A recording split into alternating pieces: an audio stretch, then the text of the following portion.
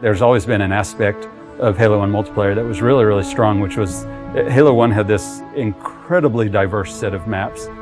It really was this incredibly focused experience. It had this beautiful simplicity. It's not often that a game just addicts me like that, where I have to keep playing it. It was amazing to me just to see how our entire art team would just go down for entire evenings at a time, right? Just from 4 o'clock till 10 o'clock to just play Halo multiplayer.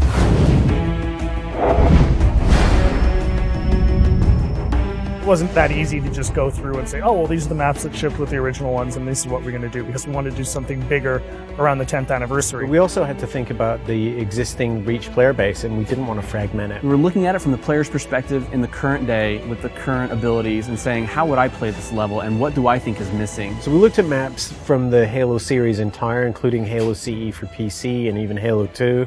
And we thought, which of the maps are people's favorites that work well with the Reach engine and work well with modern kind of gameplay?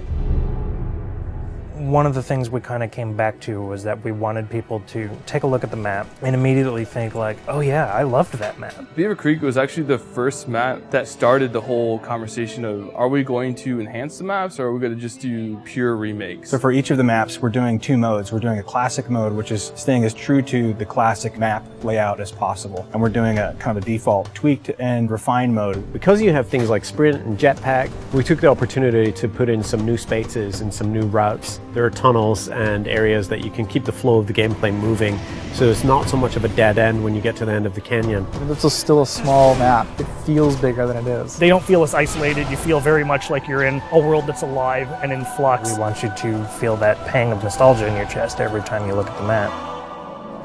We chose Timberland because it was kind of an unsung classic. Probably one of the best vehicle maps. I spent a lot of time in custom servers on Halo PC just playing Team Slayer on it. The map itself is actually 20% smaller than what it used to be. On the art side, we've added a lot more tree cover. There's a big canopy of trees which kind of envelop the play space more. I'd like to think of this as Central Park, New York City. Here's this beautiful landscape, but right on the edge of a city all around them. There's so many tight turns that there are lots of places for you to get hung up on and grenaded. Just fun stuff happens. What other FPS do you get to put colorful flowers and green grass on your map?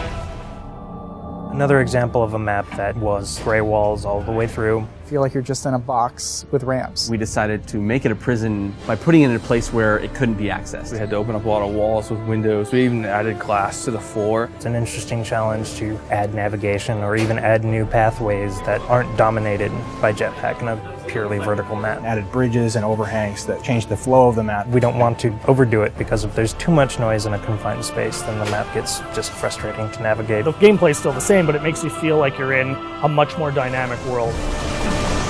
Damnation is a good example of really pretty much purple walls, and that's what represented the Covenant theme. We kind of left it to certain affinity to think about, like, well, can they give this map a context? And I think they started by looking in the room with the waterfalls. We really wanted to give people a sense that they were in this water processing plant or this facility that had to deal with these natural elements. The bottom area at the base of the waterfall, there used to be spaces in between them, so you had to jump from the 3 spaces that extended out. Now that's just a single walkway. You didn't realize the first time you played it in the original, but now there's all these ledges and different opportunities to get around your opponents and flank them that weren't there before. I think with our additions, so you don't accidentally fall to your death all the time, and also the jetpack, that map has really changed a lot, just the general flow, and it's a lot of fun to play. This location we chose is kind of where the genesis of Firefight began. It's a place where you stop and you defend. Traditionally, Firefight, you've never really had the Marines fighting with you, and that's something we were able to do, and we thought, well, if we can pull this off, this is going to be a nice new take on Firefight. Now it's you, your friends, and some buddies, or if you're playing by yourself, now you actually have some help. Honestly, there's just nothing better than hopping online with a buddy, getting in the Warthog, just killing some grunts. It's fun.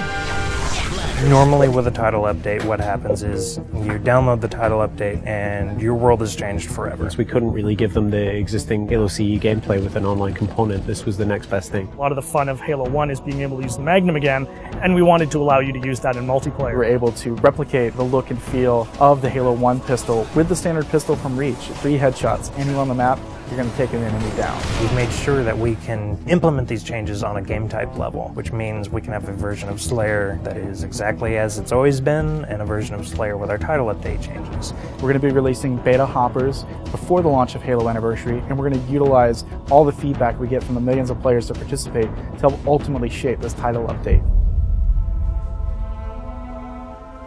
If people take away one thing from the Halo Anniversary DLC, it's the realization that those old classic maps still feel really modern. It's like a brand new map all over again once you get the armor abilities in there.